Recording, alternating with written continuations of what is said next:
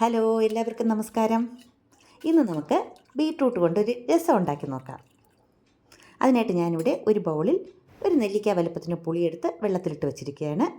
ഇനി ബീട്രൂട്ട് എടുക്കാം. ബീട്രൂട്ടിൻ്റെ പകുതി എടുത്ത് തൊലി കളഞ്ഞ് കഴുകി വൃത്തിയാക്കി കുക്കറിലിട്ട് വേവിച്ച് വെച്ചിരിക്കുകയാണ്.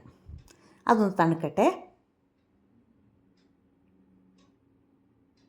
തണുത്തതിന് ശേഷം മിക്സിയുടെ ജാറിലേക്ക് ഇട്ട് കൊടുത്ത് നന്നായിട്ടൊന്ന് അരച്ചെടുത്തിട്ട് വരാം. ഇനി പുളി നമുക്കൊന്ന് പിഴിഞ്ഞെടുക്കാം.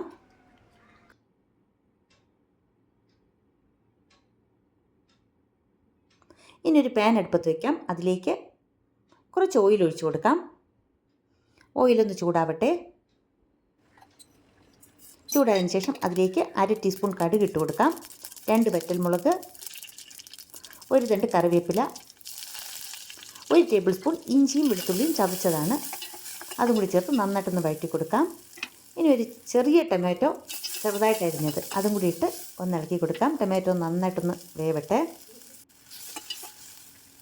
ഇപ്പോൾ ടൊമാറ്റോ എല്ലാം വെന്തിട്ടുണ്ട്. ഇനി പുളി പിഴിഞ്ഞ വെള്ളം നമുക്കിതിലേക്കൊന്ന് ഒഴിച്ചു കൊടുക്കാം.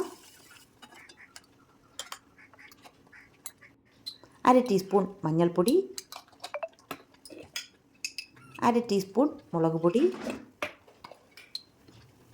1/2 ടീസ്പൂൺ കുരുമുളകിൻ്റെ പൊടി, ആവശ്യത്തിന് ഉപ്പ്,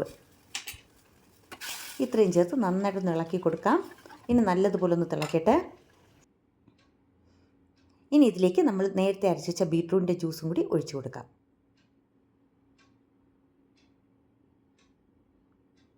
ഇതിലേക്ക്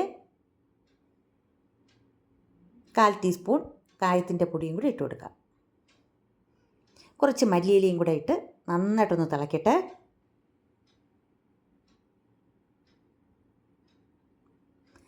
ഇപ്പോൾ നമ്മുടെ രസം തിളച്ച് വന്നിട്ടുണ്ട്.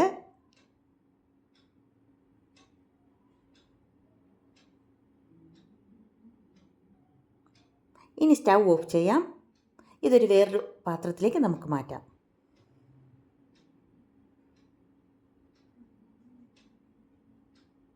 അങ്ങനെ നമ്മുടെ ബീട്രൂട്ട് രസം റെഡി ആയിട്ടുണ്ട്. ഈ വീഡിയോ കണ്ട് ഇഷ്ടമായാൽ എല്ലാവരും ലൈക്ക് ചെയ്യണം, ഷെയർ ചെയ്യണം, സബ്സ്ക്രൈബ് ചെയ്യണം.